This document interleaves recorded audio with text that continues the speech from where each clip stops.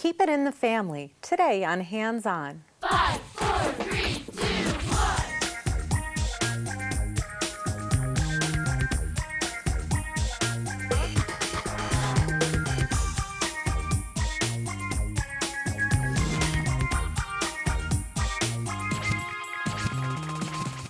It's back to basics on this 10th anniversary series of Hands On. Each show has a basic theme like patterns or letters, plus a basic how-to lesson on your favorite craft or craft material, like scrapbooking or clay or even wood. Each show also includes another basic, a painting lesson, from choosing paint to preparing your surface. At the end of the next 13 shows, you'll know everything about painting and be on your way to becoming an artist. So on each show, you can look forward to a basic theme, lots of projects, each with 5 steps and 5 ingredients.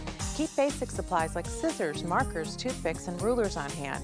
Remember, be creative and get back to basics with Hands On. What's the first question most people ask? What's your name? Your last name is your family name. We share the same name as our parents, grandparents, and aunts, uncles, and cousins. So on today's show, we thought we'd feature family history and ways of preserving that history. We start out with family blocks. Why not make a whole set? And also, how about a sign for your room or locker with your name or maybe something about you? Then it's today's basic lesson. With today's theme, we thought it was a good time to introduce scrapbooking. Then it's Prudy's painting lesson and basic painting strokes. Then we have a family tree page and a family fun page. Last up, it's a mini album featuring your family. So let's explore your family history. Our first project is Family History Blocks. You can make one with all of your favorite photos. To get started, we're going to use 2 different types of glue, some acrylic paint, paint pens, a wood block, and our basic tools are scissors, brush, and a little piece of ribbon. So the first thing we did is take our block, and I'm going to take my brush, I've got some paint squeezed out, and I'm going to paint this a solid green. You can choose whatever color would work for you. I'm going to paint the top and also the sides and all the way around in the back. Now when this is dry, you might want to put a second coat if you'd like a darker color. Now I've got one here that's already painted.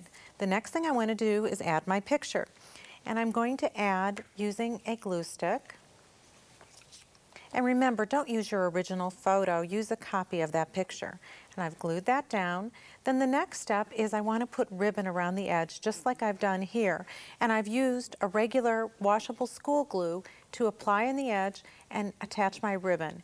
It's as simple as that. And now you have a block to display with pictures of your 3 favorite people.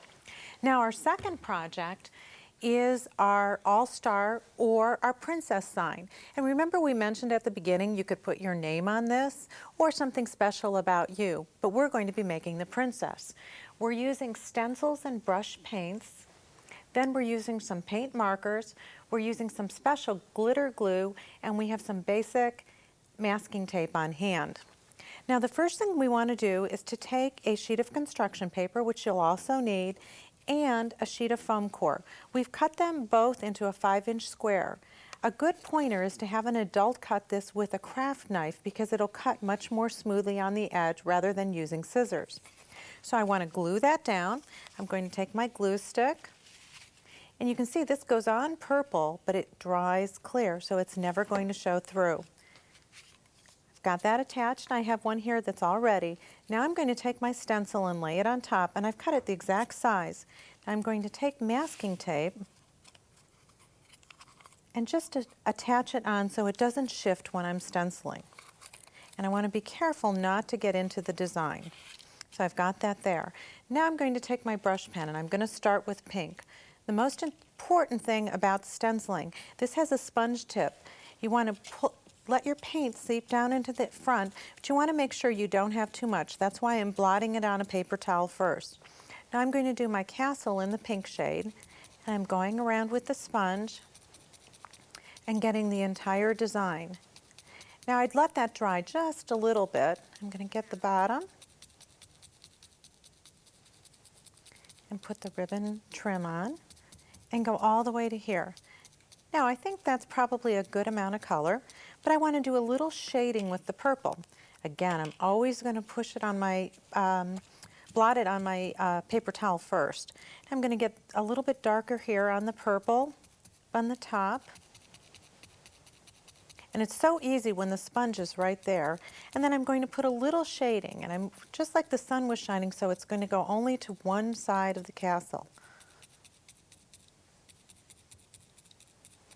And you can go back in and blend any colors where you've got a little bit of darkness.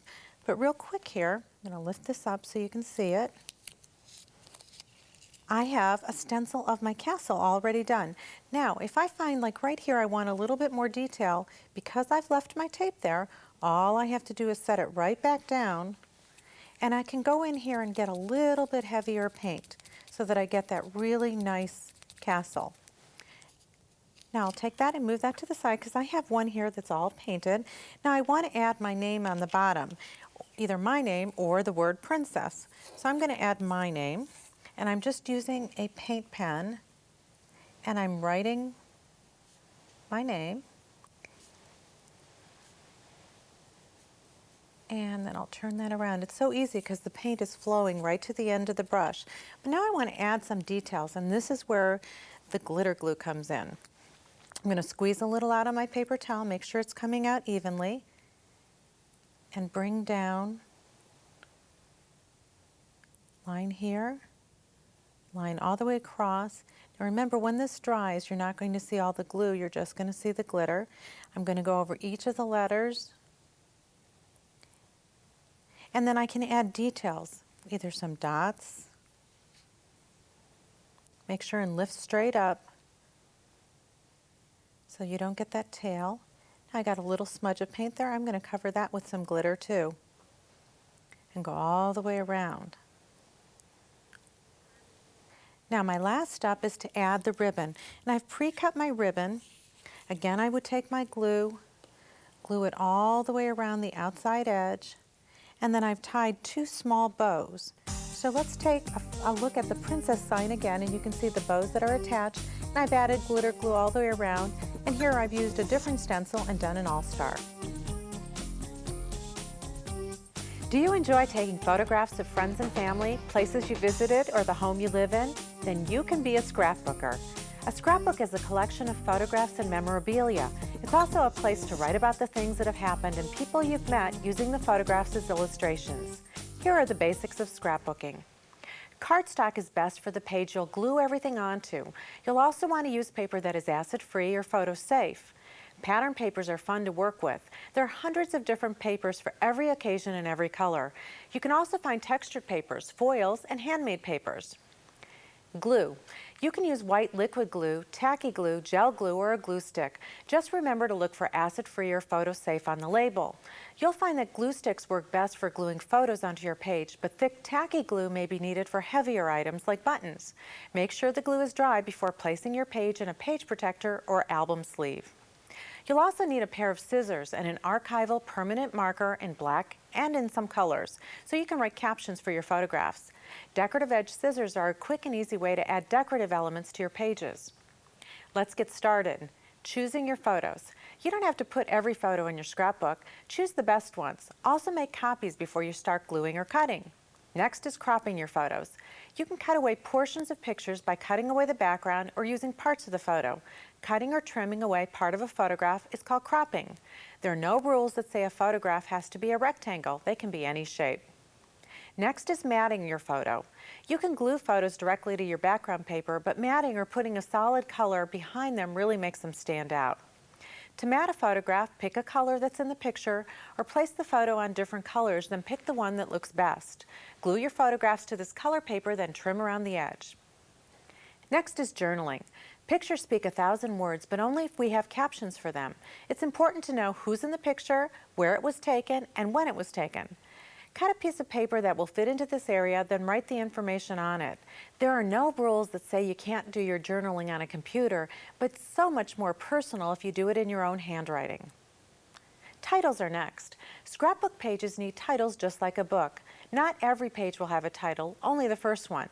Titles can be handwritten, letters can be traced using stencils, rubber stamped, or even die cut. There are so many ways to be creative. Next come embellishments. These are extra decorations. They can be mementos we want to include, things we have like buttons or ribbon or fibers, string paper, or things that we make or purchase. Stickers are really easy. Less is more. Too many embellishments will detract from your photographs. Then it's time to put it all together. Once you've decided which photographs to put in your scrapbook and chosen your paper and embellishments, you'll want to start placing them on pages to see how they'll fit. Leave room for a title on the first page of a series of photos and also a space for journaling. Mix small photos and larger photos, overlapping them if necessary. Placing photos on a page is like doing a jigsaw puzzle without having a picture to look at. Open areas around the photos can be filled in with embellishments, but just try not to make your page too crowded. Your photos will be the most important part of the page and need to stand out. Now you want to put your pages in an album. Most photos are placed in scrapbooks in chronological order throughout the year, but there are times you may want to make a special album to tell a story about one event. These are theme albums or mini albums. It may be your summer vacation, a school field trip, or maybe you want to make a picture album of just all your friends. Small albums of special photos make great gifts for family and friends. Here are a few ideas.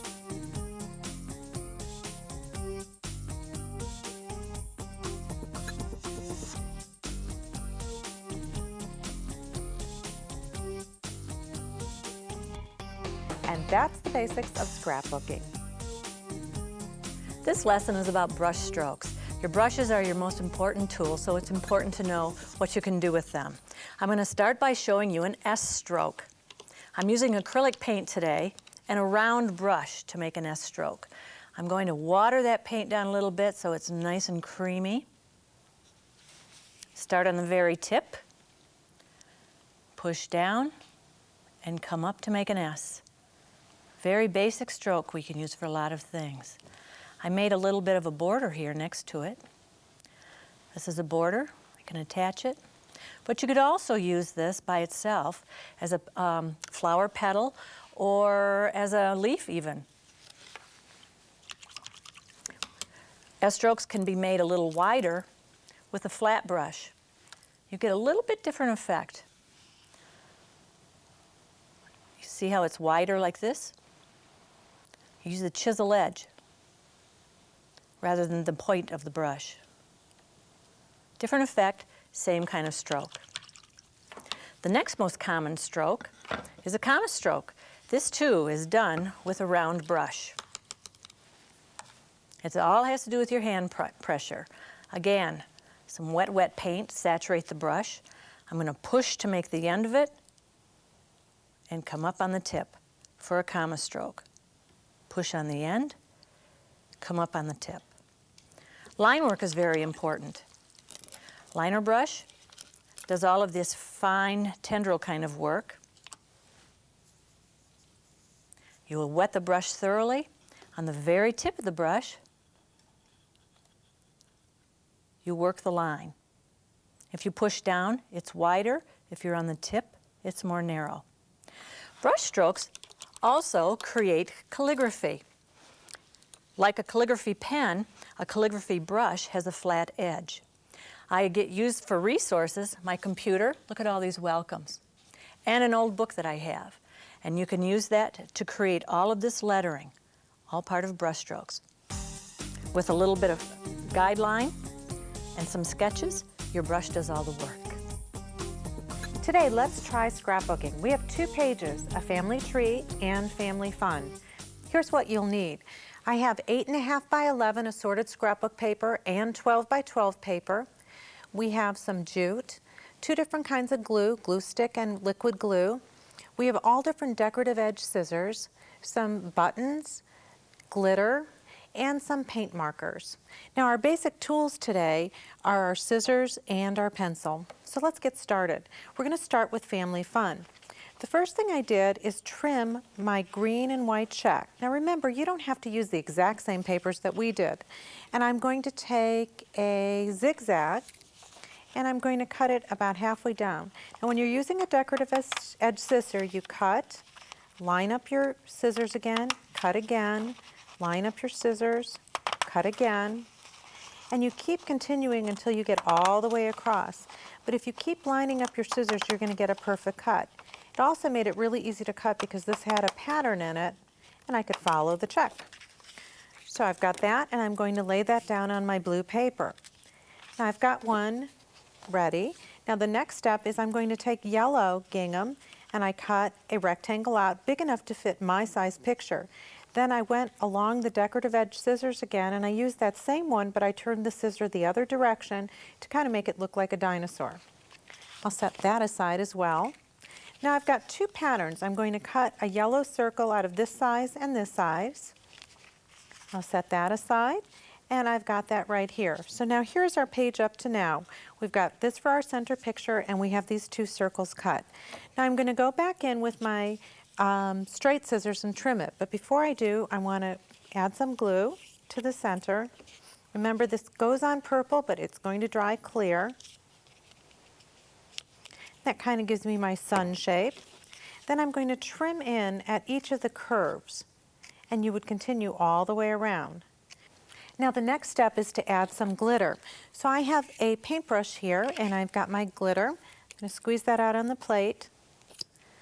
And then I'm just going to take my brush and brush it around the edge.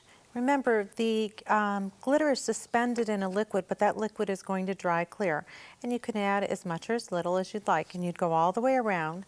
Then the last step is to add the words family fun. So I'd write that in. So I've got one completed here. Then I want to cut these little waves. And for that, I'm going to use the long wave scissors. Oops, I picked up the wrong ones.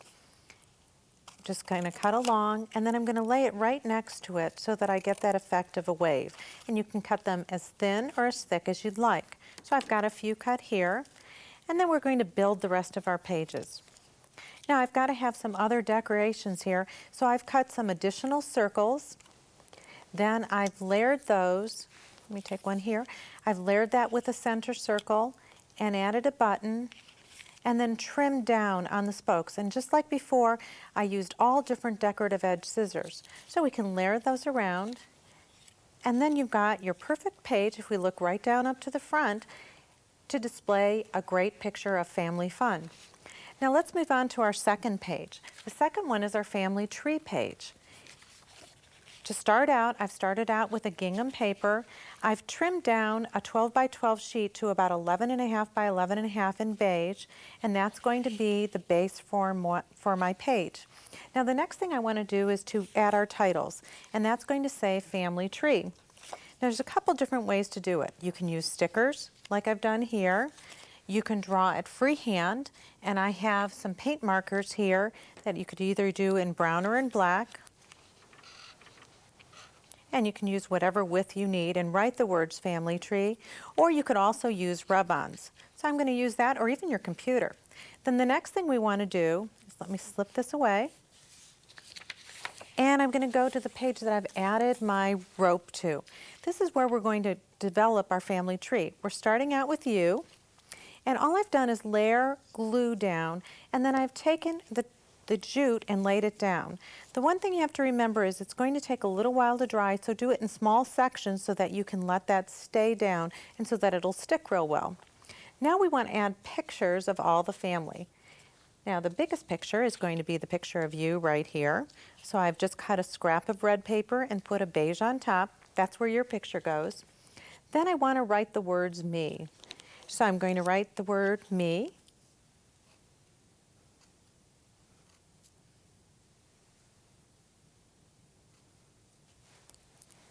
There it is, and then I'm going to take my decorative edge scissors and trim that. Then I want to add the other family members, and on this page I just have enough room to add me, my mom, my dad, and my grandparents. So I'll add those other pages in here, picture and names, and that's our finished page. So let's take a look at the page again, and you can see where we have spaces to add all of your family members. And that's your first try at scrapbooking. Our last project is a My Family mini album. It's got a neat cover, and then there's pages for every member of your family, including Fido, and even a picture of your house. Here's what you'll need. I have some plastic lacing. I've chosen blue, foam core board, and then I have all different colors of cardstock, just the colors that I'd like. I'm using some paint markers, then a fine line paint pen, and some glue on a glue stick. Now also in basic tools, I have a small plastic Ziploc bag, decorative edge scissors, a hole punch, a pencil, and a plastic knife. So let's get started first with the cover. The first thing that we want to do is to take our template and we're going to lay it on a piece of foam core board. Now, it would be great to have an adult cut this for you because foam core is difficult to cut with scissors, and it works great though with a craft knife. And I've cut it about a little over 4 inches. You can see here, it's 4.5 by 4.5. And I've got my template right here. I'm going to lay this template down to the side, and I'm going to use that to position my hole punch. Now, this is going to be a little bit hard to get on because the foam is thick. You're going to have to squeeze hard and pull that off, and you'll go through and make 4 holes down. Now I'll take my template and cut a second cover. The other step on the cover is to score this side. And to score, I've taken my ruler and laid it alongside, and then I'm just going to take a plastic knife and go along here. And you'll see the reason why we did that later. Now I'm going to apply the paint. The paint is really fun. So I'm taking my paint pens and I'm going to just squeeze it down and make color all around the side. And blue is going to be my main color. I'm going to add a little bit of green.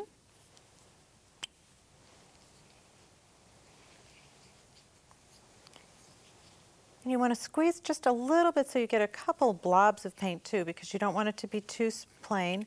And then lastly, let's add a little yellow. On our sample we added purple, but we can add whatever color we like. And I've got a blank piece of paper underneath just to catch any drips. Then I'm going to take a plastic bag, put it over my hand and kind of scrunch it up and go over it.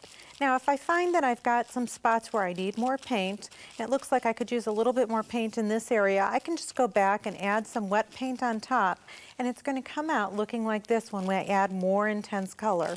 So let's just add a little bit more green so you can kind of get an idea of the colors.